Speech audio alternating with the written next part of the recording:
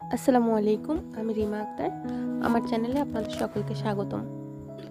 আজকে নিয়ে এলাম আমি পদ্মজা উপন্যাসটি। লিখেছেন ইলমা বেহরোজ। 1989 সাল। সকাল সকাল রশিদ ঘটকের আগমন। হেমলতা ভীষণ বিরক্ত হন। তিনি বারবার পই পই করে বলেছেন, পদ্মর বিয়ে আমি এক্ষুন দিব না, পদ্মকে অনেক পড়াবো। তবুও রশিদউদ্দিন প্রতি সপ্তাহে সপ্তাহে এক এক পাত্রে খোঁজ নিয়ে আসেন। মেয়ের বয়স আর কতই হলো, মাত্র 16। শামসুল আলমের মেয়ের বিয়ে হয়েছে 24 বছর বয়সে। পদ্মর বিয়েও তখনই হবে, পদ্মর পছন্দ মতো। হেমলতা রশিদকে দেখেও না দেখার ভান ধরলেন। রশিদ একদোলা থুতু ফেলল উঠানে।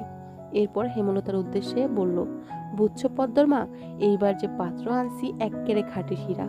হেমলতা বিরক্ত ভরা কণ্ঠে জবাব দিলেন, আমি তো আমার মেয়ের জন্য পাত্র চাইনি, তবুও বারবার কেন আসেন আপনি?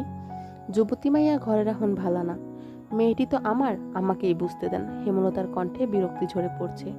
রশিদ অনেক চেষ্টা করেও সুবিধা করতে পারল না। ব্যর্থ থমথমে মুখ নিয়ে সড়কে পা রাখলেন।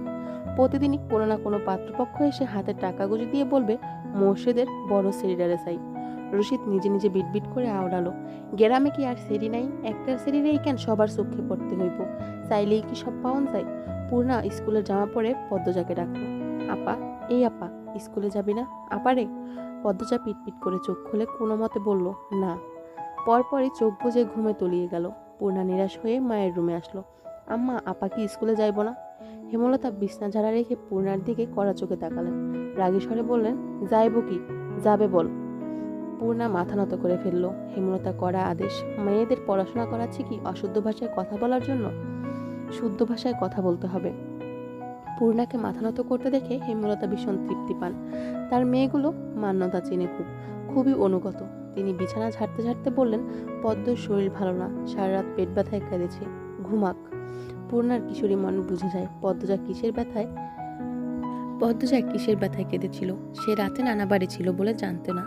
ভোরেই চলে এসেছে। নানা বাড়ি হেঁটে যেতে 5 মিনিট লাগে। পূর্ণাকে চুপ থাকতে দেখে হেমলতা বললেন, তুই যা, মাথা নিচু করে যাবি, মাথা নিচু করে আসবি। আচ্ছা আম্মা। পূর্ণা রুমে এসে আয়নার সামনে দাঁড়ালো, নিজেকে খুঁটিয়ে খুঁটিয়ে দেখলো।